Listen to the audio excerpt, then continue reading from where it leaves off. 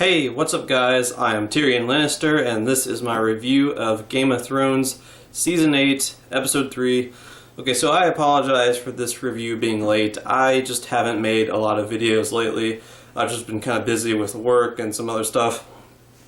But that's about to change. I'm going to be making more videos more frequently from here on out, so hopefully that will get back on track in that aspect. But as far as this episode goes, some people love it, some people hate it, some people, they love it until the big final twist where basically Arya Stark wins the entire battle. She wins the entire war because she stabs the Night King, and that kills the Night King and the entire White Walker army.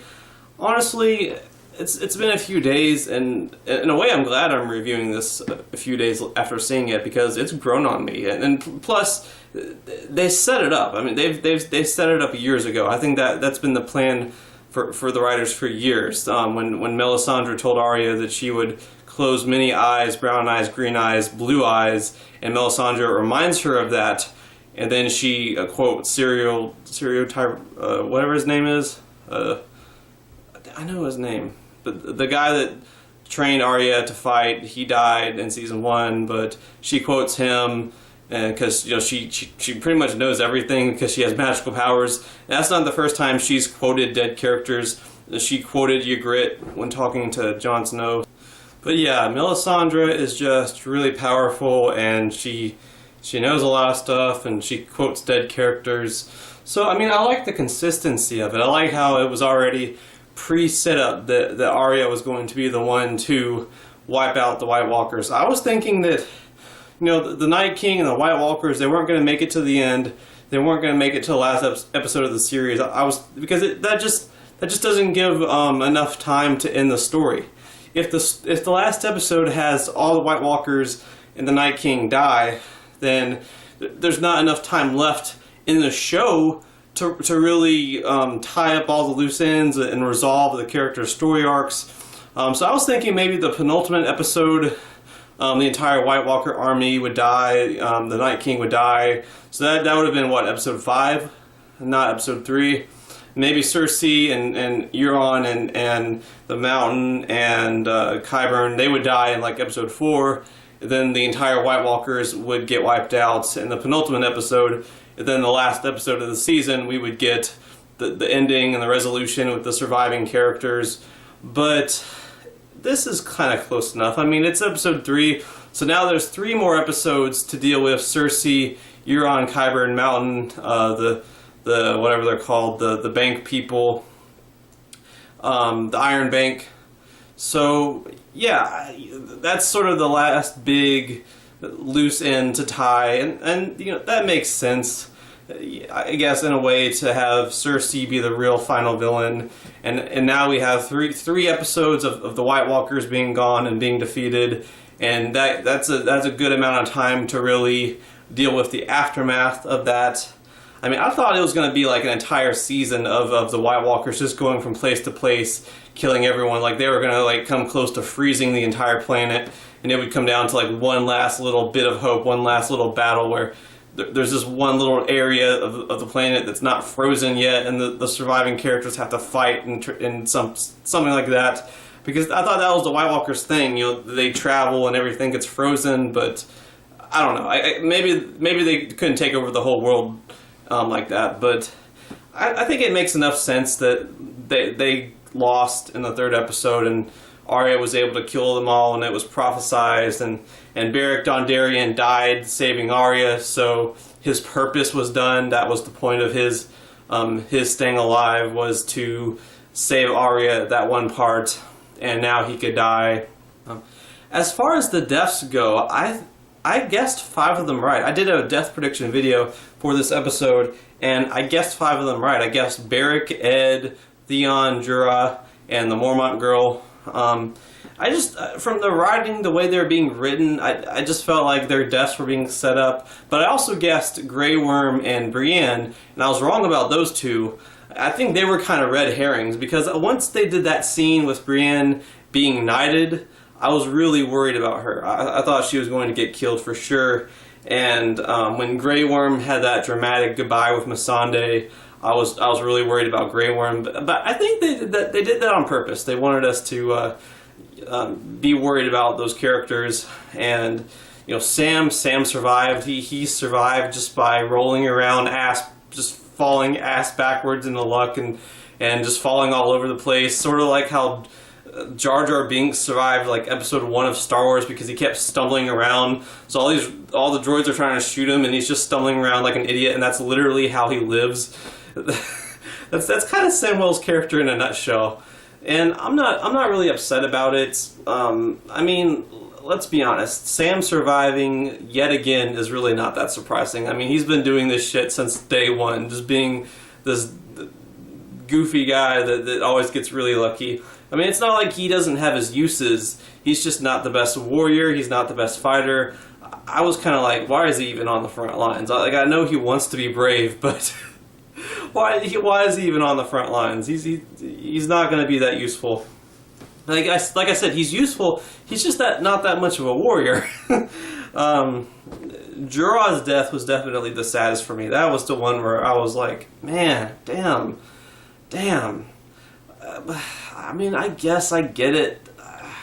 I was kind of wanting Jorah to survive the series. I know that's kind of crazy, but I don't know. I just kind of wanted him. I always kind of wanted him to stick around as Daenerys' advisor, and I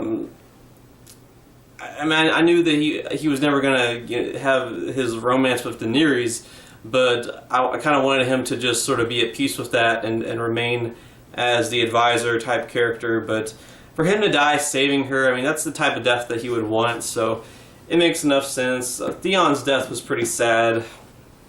I almost didn't really like how Bran Stark was suddenly compassionate and empathetic to Theon. He was giving like Theon the support Theon needed to feel accepted and to feel like he belonged and to die heroically and bravely. And that hasn't been Bran Stark's character for the last couple of seasons. He's always he has like no empathy whatsoever. He kind of acts like a robot. His interactions with his own siblings are just awkward and he's always scaring them and disturbing them. But now that Theon's about to die, you gotta have Theon get some nice words said to him. So suddenly Bran Stark is going to be empathetic and compassionate. And I just thought, I don't know, but maybe it's okay. Maybe it's okay. I mean, I guess Bran Stark told Theon what he thought would help Theon, and maybe that bought Bran Stark some time. Because I guess Bran Stark kind of planned this all along. He planned Arya. I don't know if he knew about what Arya was going to do, but Bran Stark knows a lot of shit. So I guess he planned that all out. And I almost thought for a minute there that the Night King was going to kill Bran Stark. And now that hasn't happened, I'm curious as to where Bran's character is going to go. It's kind of funny because like there's all these couples. There's all these happy couples. And they didn't kill a single one of them in this episode. I mean, Tormund survived. Brienne survived. I really thought that maybe Tormund and Brienne, maybe this was, maybe they're kind of living on borrowed time and this was it for them. But there was that part of me that was like, man, they didn't even kiss. They didn't fuck. They didn't do anything. They're gonna die in this battle, but I still felt like they were going to die. But they didn't. They made it. So I guess Tormund and Brienne are going to have a romance. I mean, at this point, they should have a romance. I mean, they survived the White Walkers. They should have a romance. It's been set up for 3 years now. So, yeah. And, some of the deaths were sad, particularly Theon and Jorah for me. But I'm impressed with all the characters that survived. I mean, there's a lot that survived. I mean, Tormund's still alive. Brienne's still alive. Grey Worm, Sam, Davos. Davos is still alive. I was kind of worried about Davos. I want Davos to survive the series now. If Davos doesn't survive the series, I'll be pissed. That's the thing. All these characters that are still alive, they all have officially outlived the White Walkers. So, now I want all the good guys that are left to live. and I want the bad guys to die. I want the next 3 episodes dedicated to just mopping the floor with Cersei, Euron, Qyburn, the Mountain, the Ironbang. Just focus on killing what's left of the bad guys. The good guys deserve to live now. The good guys that survived the White Walkers deserve to live. I know that won't happen. I know there's a couple of good guys that are probably going to die. I'm worried about Hound because Hound's my favorite, and I'm glad he survived this battle, but I'm worried that he's going to get some sort of sad, heroic death while fighting the Mountain. So, I don't know. But, yeah, overall, I thought this was a good episode. I liked the way that the war played out and the battle ended, and I thought it made enough sense, and I think it works. I think it completely works. It's not a perfect episode. It has its flaws, but overall, I thought it was okay. But yeah, that's about all I have for this review, so let me know what you think in the comments below, and don't be shy. Hit that like and subscribe. I'm not going anywhere. Right now we are at 526 subscribers. My goal is to try to get to 600 in the next few months. So just remember, every subscriber counts. Every bit of support matters and is very, very appreciated. So hopefully we can get to that goal of 600. But yep, that's the end of my review. So I will see you guys later. Bye.